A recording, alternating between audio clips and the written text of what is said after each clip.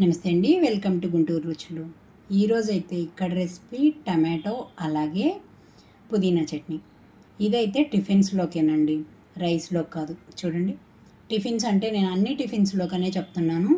అది ఇడ్లీ అలాగే dosa, uttapam, పునుగు, bonda వీటన్నిటిలోకి super combination. ఇక్కడ టమాటో ఎక్కువగా, పుదీనా కూడా దానికి తగ్గట్టుగా, కొత్తిమీర కొంచెం తగలనట్లుగా, మరి పచ్చిమిరపకాయ ఘాటుతో సూపర్గా ఉంటుంది. మనకి బజ్జీ బండి దగ్గర ఇస్తారు కదా టమాటో చట్నీ, పల్చగా ఇంకొంచెం పల్చగా చేసుకుంటే ఈ పచ్చడి అదే ఫ్లేవర్తో ఉంటుంది. మరి ఎలా చేయాలనేది ఫుల్ రెసిపీ కోసం వీడియోలోకి వెళ్తూ చెప్తాను. చక్కగా వారం పాటు మనకి ఫ్రిడ్జ్లో పెట్టుకోవచ్చు. ఇదైతే ఈరోజైతే ఇక్కడ నేను టిఫిన్స్లోకి అయితే టమాటో చట్నీ చేసుకుంటున్నానండి.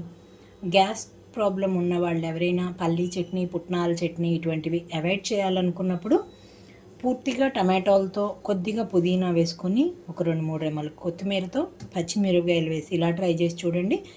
ఇడ్లీల్లోకి, దోశల్లోకి, అలాగే ఊతప్పం, పునుగు, బోండా వీటిల్లోకి సూపర్గా ఉంటుంది. ఇక్కడైతే నేను స్టవ్ ఆన్ చేసుకొని పాన్ పెట్టుకున్నాను. మరి దీంట్లోకి అయితే ఆయిల్ తీసుకుంటున్నానండి.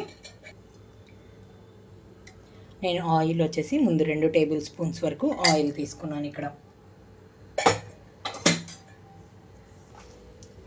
ఇక్కడ ఆయిల్ అంతా హీట్ అయిన తర్వాత నేనైతే ఇక్కడ 1 స్పూన్ వరకు ధనియాలు వేసుకుంటున్నాను. అలాగే ఇందులోనే పచ్చిమిరపకాయలు,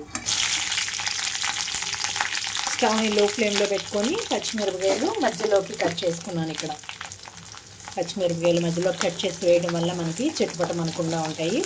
ఇవి పూర్తిగా వేగాలి. ఇక్కడ చూడండి, పచ్చిమిరపకాయలు అంతా వేగుతున్నప్పుడే నేను ఇందులోకి పుదీనా అలాగే కొత్తిమీర కూడా క్లీన్ చేసి వేసుకుంటున్నాను. పుదీనా, కొత్తిమీర ఎక్కువసేపు వేగవసరం లేదు, 2 నిమిషాల పాటు వేయించుకుంటే చాలు మీడియం ఫ్లేమ్లో ఉంచి. ఇక్కడ పచ్చిమిరపకాయలు 3 అంతుల పాటు ఫ్రై అయిపోయినాయి అనుకున్నప్పుడే పుదీనా, కొత్తిమీర ఇందులోకి వేసుకోవాలి. చూడండి, 3 అంతుల పాటు ఫ్రై అయిన తర్వాత పుదీనా అలాగే కొత్తిమీర వేసుకుంటున్నాను.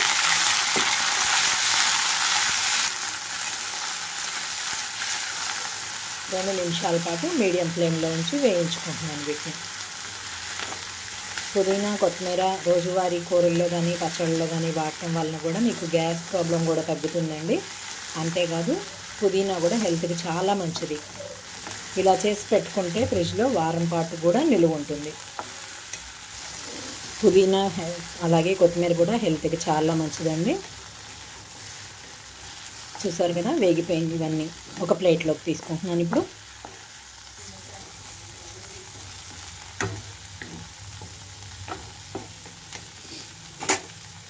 మొత్తం కూడా ఒక ప్లేట్లోకి తీసేసుకుంటున్నాను ఇవి. ఇప్పుడు ఇందులోనే ఇంకొక టేబుల్ స్పూన్ వరకు ఆయిల్ తీసుకుంటున్నాను. ఆయిల్ కొద్దిగా హీట్ అయిన తర్వాత కట్ చేసి పెట్టుకున్న టమాటో మొత్తం వేసి వేయించుకుంటున్నాను. టమాటో తొక్కంతా ఊడిపోయేలాగా మెత్తగా అయిపోవాలి. ఇక్కడ సాల్ట్ అయితే వేయట్లేదండి, మరీ నీరు వచ్చేస్తుందని. ఇక టమాటా మొత్తం మెత్తగా అయిపోవాలి. నేను టిఫిన్స్లోకే కాబట్టి ఇందులోకి సాల్ట్ వేసేసుకుంటున్నాను. నీరు వచ్చినా కూడా మనకి టిఫిన్స్లో చట్నీ జారుగానే ఉండాలి కాబట్టి సాల్ట్ కూడా వేసుకుంటున్నాను. ఇందులోనే పసుపు కూడా పసుపు కూడా వేసి కలిపిన తర్వాత మూత పెట్టేస్తున్నాను. ఇక్కడ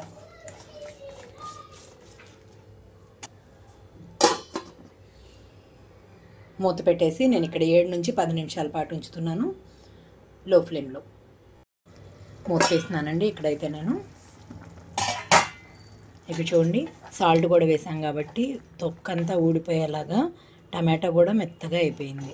చూసారా? ఇంకా నేను స్టవ్ ఆఫ్ చేసేస్తున్నాను. ఈ చట్నీ మెత్తగా రుబ్బుకోవడానికే కాబట్టి కొంచెం జారుగా కూడా ఉంచుతున్నాను. ఇందులోకి 2-3 రెమ్మలు చింతపండు కూడా వేసి కొంచెం మెత్తబడినిస్తున్నాను. అలాగే 1 స్పూన్ వరకు జీలకర్ర కూడా ఇందులోనే వేసి ఉంచుతున్నాను.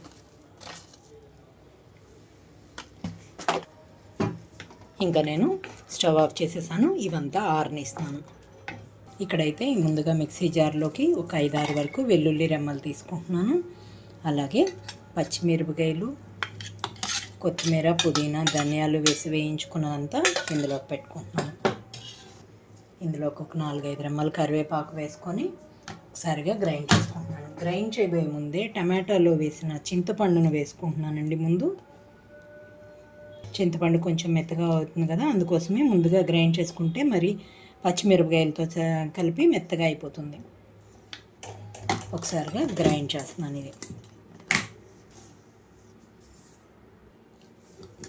ఇక్కడ చూడండి, మొత్తం కూడా మెత్తగా గ్రైండ్ అయిపోయిన తర్వాత ఇందులోకి టమాటో మొత్తం వేసేసుకుంటున్నాను. మీకు ఇంకా జారుగా కావాలనుకుంటే కొంచెం గోరువెచ్చటి నీళ్ళని అయితే ఇందులో కలుపుకోవచ్చు అండి.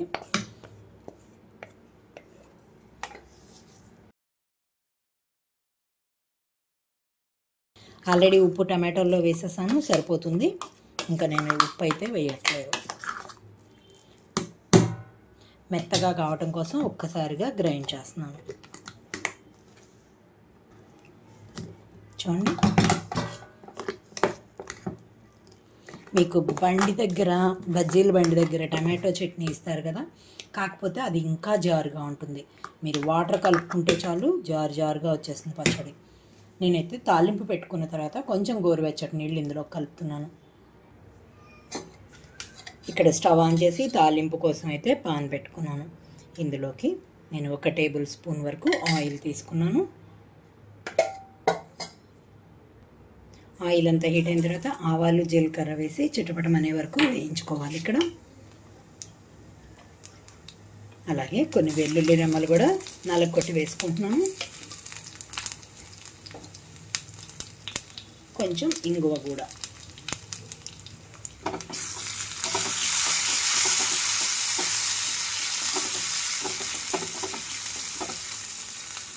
కరివేపాకు రెమ్మలు.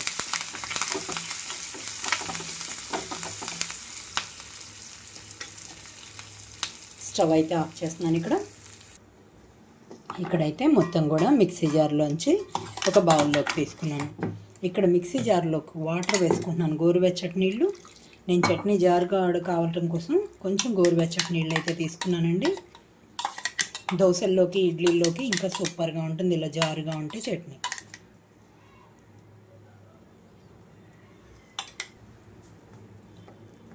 మీరు గట్టిగా చేసుకొని ఫ్రిడ్జ్లో పెట్టుకున్నా కావాల్సినప్పుడు తీసి తాలింపు పెట్టుకుంటూ కొంచెంగా మీకు వాటర్ కలుపుకోవచ్చు. చూసారు కదా, నేనైతే ఇప్పుడు తాలింపు కలిపేస్తున్నాను.